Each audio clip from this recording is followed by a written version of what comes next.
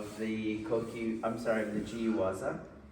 And we can use you guys to help clarify things. So anything I miss, any questions that you guys have on it for further clarification, speak up, okay? Right. All right. Again, the idea in Jiyu Waza, it is mind training, it is spirit training. And it is the reconciliation of form and non-form. And so it is the reconciliation of the two minds. The egoic mind is the form mind, and the God mind is the transcendence of form mind. Okay? So that's what you're doing. It's not fighting. Fighting is something else. Sparring is something else.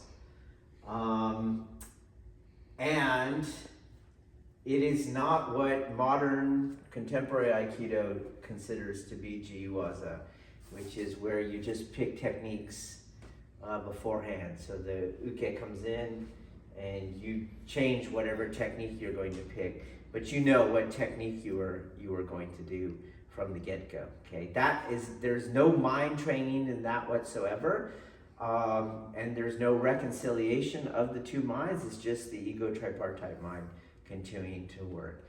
It is just Kihon Waza is all that is. Okay. So let me demonstrate real quickly what that is, so we know, okay? So this is not Jiyu Waza, and I will express aloud what I'm doing in my mind, okay? So we'll do it for Ryote Dori, and I'll do Tenshi Nage. I'm going to do Ichikai Ten. I'm going to do Sumiyo Touch. I'm going to do Himinage. I'm going to do Kotaka Esh. This is not Jiyu Waza. That's just picking techniques, changing them. It's Kihon Waza. Okay? It is the ego tripartite mind functioning. Okay? That's not what we're doing. To make sure we're not doing that, we have these rules. These rules will fuck you up sooner or later if you're trying to do those things, okay? And when they don't, just like any Zen master, they're going to change it so you can't do that, okay? So not unlike a koan practice. The master's gonna change the rules of the engagement, and you can't do your ego tripartite mind functioning anymore. So for example, someone can do Ryote Dori, and you can do that all day long, right?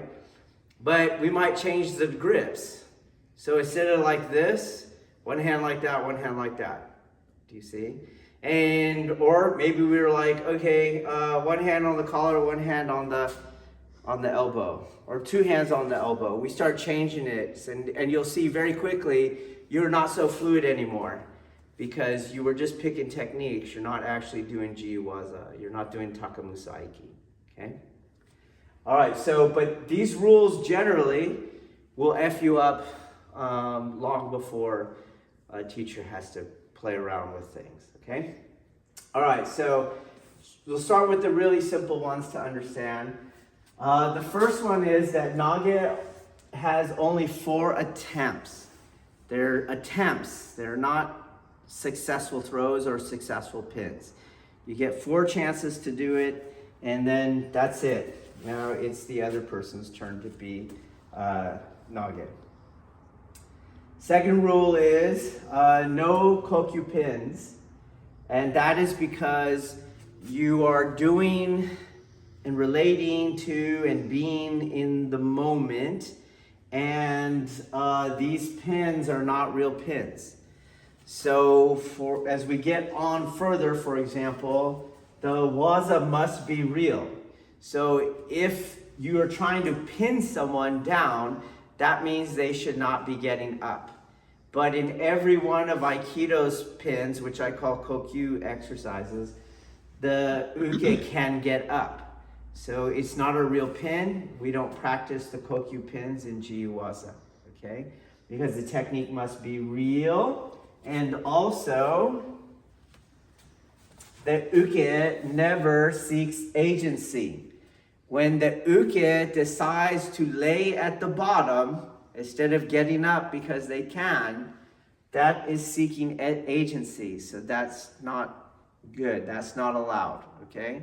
So, for example, in the video that we showed last night, I think we did it from Kotaga Esh, and Sean had already had the caveat earlier not to do this kokyu pin, okay? So to show you that it's not a real pin, Sean should follow the yin energy. That would not be it, my friend. Yes, there he goes, okay? Or he can just slide forward, and now he's off of it, okay? So I corrected him by going, sure, let's rewind the film a little. Okay. Just a little, sure. Here, this is all good. This is a real pin, okay? But now, take it to a break. When we came here, this is your break. You tap when you don't like it. Okay? You could do that in the Jiyu Waza. But you can't do a kokyu pin. Next rule, the Waza must be real. Now, this is going to be difficult for a Federite because they don't know what's real, because they lack the fight experience. So you see all kinds of weird things. So some of the two things that came out the other day was Sean's version of this, where you turn and you're doing this. This isn't, that will never happen in real life. He just would brace on against that throw right there. It doesn't happen, okay? Or Virginia's turning behind her back kind of thing. Like, that doesn't happen in real life. So you're not allowed those things, okay? Any questions from you so far? You guys here we're on number 3. The Waza must be real part requires that you understand the basics that you've put forth over the past few years regarding center of gravity, base of support. Yeah, like we have real objective ways that we throw that person. Anybody gets in those mechanics is gonna get thrown. As opposed to somebody that's just doing the Aikido culture ukemi. Like a Yush would go down for you on that, do you see? And you let her, although you laughed, you let her grab your hand on that, do you see? That doesn't happen in real life, so we don't allow those techniques, okay?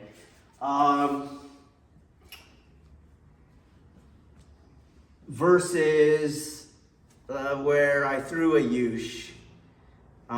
He barely trains.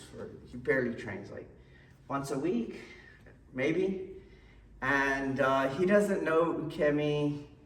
That's why he's not in a hakama. There's just so much he doesn't know. And so I threw him, and you could see his body got picked up, he got rotated in space, and he dropped down. That's a real mechanics that would happen to anybody, as equally to someone who knows how to fall and someone who does not know how to fall, okay?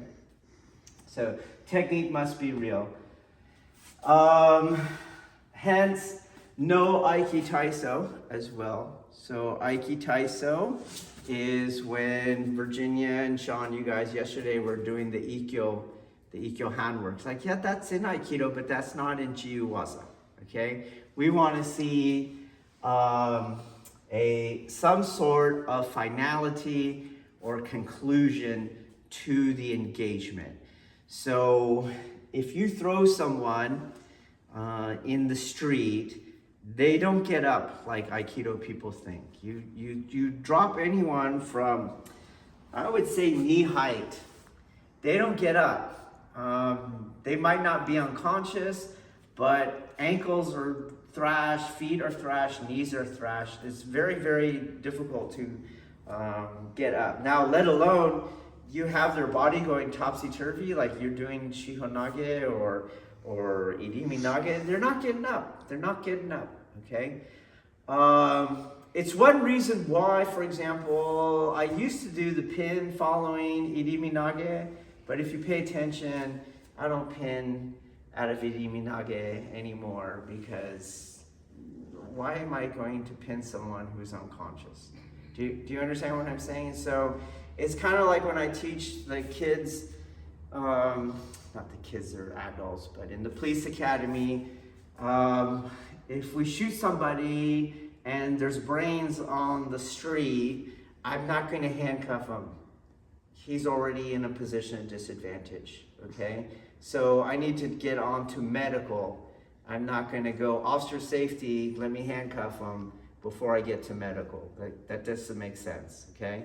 So as I always tell them, code blue is the greatest position of disadvantage. I don't need to control this person anymore. So if I throw someone in Irimi Nage, I don't now need to pin their arm. That's crazy, okay? So there's a finality to the throws, or in the case of the pin to the arm break, there's a finality to the arm break. Your martial advantage goes so way down now that you have one less arm and all the pain that comes with that arm, okay? And that's not generated in Aiki Taiso. There's no finality to it. We want to see some finality to the techniques, okay? Any questions till now? Okay. Couple things go together. No forcing the technique. So this means no yin-yang clashing of any kind. Equally, then rule 6, the throws should be effortless, and the metric for that is hand weight should be ample. Just your hand weight should do it. If you have to use any muscle or something, you're forcing the technique, you probably have a yang-yang clash going, and so you need more force. And for this kind of training, due to its low rate of acceleration and its low volume of inertia, there's no reason why you ever have to move past hand weight, okay? If you are, you're probably forcing the technique, you're probably having yang-yang clashing, okay? Likewise, if we come to 11, the Waza must be executed correctly. Well, yang-yang clashing is not part of the technique. That's an incorrect performance, so you'd be violating this rule too, okay? All right, uke is never wrong in this. There's no such thing as bad or good ukemi in Jiyu Waza. Uke is not trying to do any prescription beyond whatever the parameters were. If you say it's katata dori, then they have to do katata dori. But they decide how much spinal displacement, if any, well, they pick all that kind of stuff, okay? They don't try to make your techniques work. So in that other exercise where I'm just picking techniques, the uke always is letting me do those techniques. They are constantly, and be honest, they're kind of trying to figure out always which technique are they trying to do. And as soon as they figure out, they position their body in order for you to do that technique. Okay, so for example, if I'm here, and eventually he figures out that I'm going to do Tenshi Nage. Do you see that? Okay, so I'm going to do Tenshi Nage, and he kind of leaned back for me before I came in. Do you see that? Do you get that? And that would be uke seeking agency. He moved his head back. I didn't move his head back. Okay? And that is related to I have to not expect Uke to do anything for me. So whatever Uke is doing is right, okay? So yesterday you had where you're trying to do Iri Minage, but you're pulling the shoulder down and the head comes with it, you see? And now you're trying to pick this up. Now it's a yang-yang clash. You get it? Okay? And it's not Ayusha's fault that his head was down, because the uke is never wrong. And it's not uke's responsibility to position themselves for your technique once they identify what technique it is, because they should never seek agency. Okay, so have it in your mind, uke is never wrong. Number 8, everything counts, because this starts to generate problems for the person who's just picking techniques, okay? Because with uke having no role to harmonize or blend or reconcile the yang-yang clashes or identify my technique and fall a certain way, eventually uke is not going to come in to match the technique that you picked. It just happens all the time, okay? And so you will get very frustrated. You're like here, and I'm taking you down, and I'm trying to shove you back, you see? And you're like, okay, then you like stop, and you'll start over. And then, no, you have to figure that out. You came here, you realize you shouldn't be clashing, so you have to figure out how to do something else without breaking any of the rules. You cannot disengage and start over. That is very much akin to if we're going to work on these two minds, you can't quit and you can't retreat and you can't disengage, because that's going to be your instinct, okay? And so, no, everything counts. You didn't mess up. Uke didn't mess up. You got to figure this out, okay?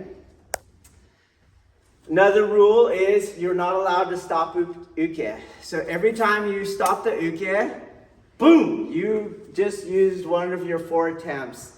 That's not something you figure out. You fucked up.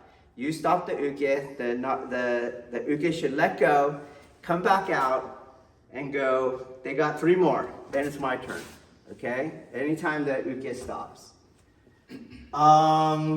Next one, we already talked about, uke never seeks agency. So equally, uke is not trying to counter my techniques, but uke is also not trying to assist my techniques. They're not trying to give my techniques. They just followed the energy that nage is giving them. That's all they do, okay? So for example,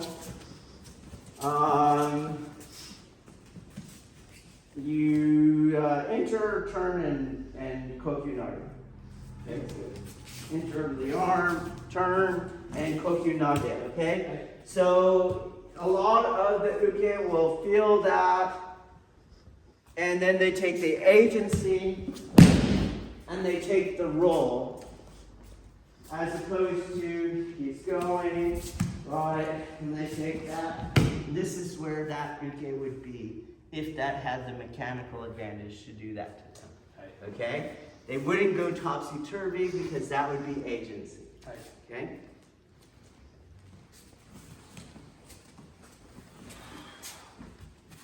Likewise, in number 11, the waza has to be correct.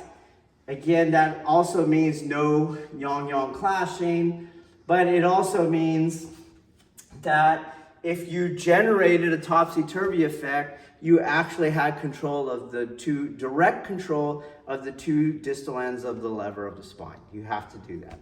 But it also means, where do your control points go in that technique? Okay, so for example, I am going to do kotagaesh, okay? And I'm not going to do kotagaesh like this. Okay, it's not fingernail technique, okay? That's not how I was taught, so I don't do it that way. Likewise, I'm not going to be in the wrist either, because I'm supposed to be in the elbow, right? Does that make sense? Or I'm going to do iriminage, but I'm over here like this, do you see? And I'm trying to turn him into me. That's not where that control point goes. That's wrong. Usually when I see that, I just call it, that was one of your reps. Okay, technique's wrong. All right, here are we'll save these two because they're a little hard to understand. And we'll go to the last one. Use the given inertia. Don't try to accelerate to generate your momentum throws. That's going to fall under uke probably sought energy if they took that forward roll because you didn't have both sides of the distal end of the spine to actually generate the topsy-turvy effect. And you're probably going to force the technique if you're trying to over-accelerate the uke so that they fall in their kokyunage or what have you, okay? You instead just use that inertia. Don't look to speed it up, and obviously don't look to slow it down because you're probably going to stop the uke. That's incorrect. Accept what is actually there. Don't try to change it, okay? All right, these two. Do not pick the technique.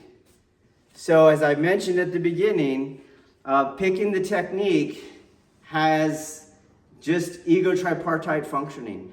I am not in the moment. I am not doing wu wei. I'm not allowing things to reveal itself.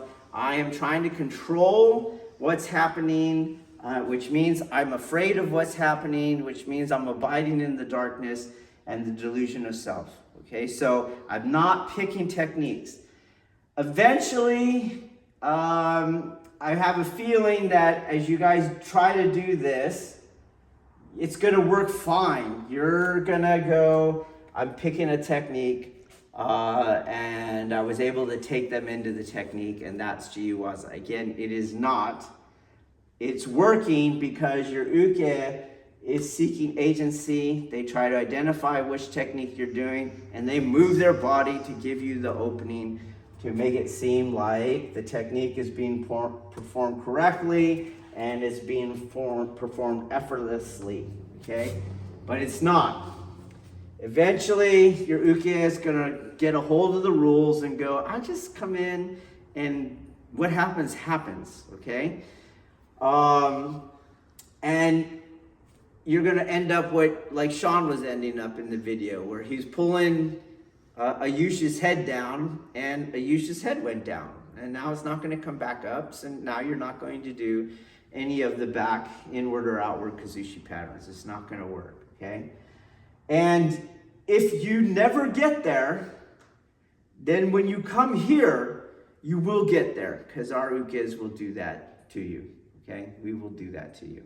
And a good way of looking at it was the difference of how Taylor was the uke for Ayush in that video versus how Sean and Maya were uke for each other in that video. And I mentioned that with a subtitle, okay? So check that out.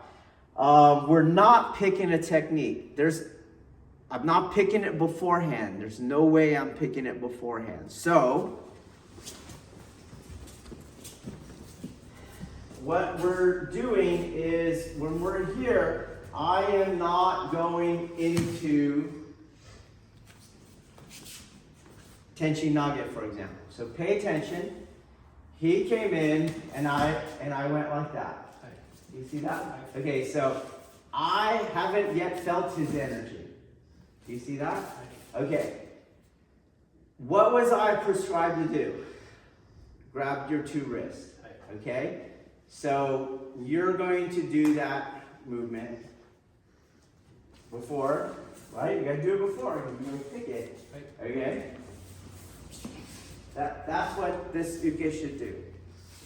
Does that make sense? The suke doesn't go here for this thing.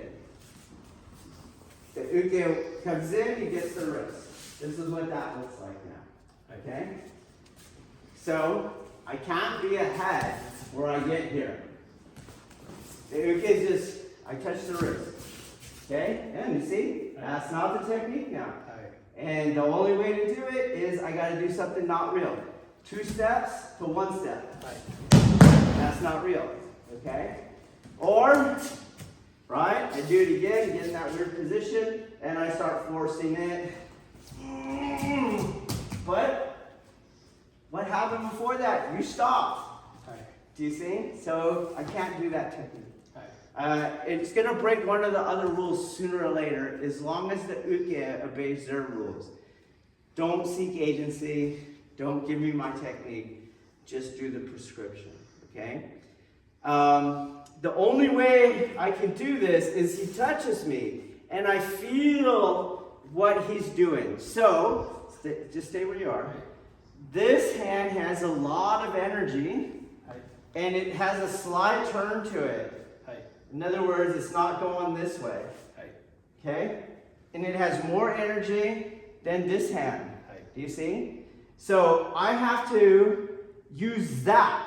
I know I can't stop you, and I know I can't force you, right? Do you get it? So I have to use that energy. There it is, and that's what I use. This has a lot of down. You wanted to go back, but it had a lot of down. So I have to use that instead. Okay? So if you are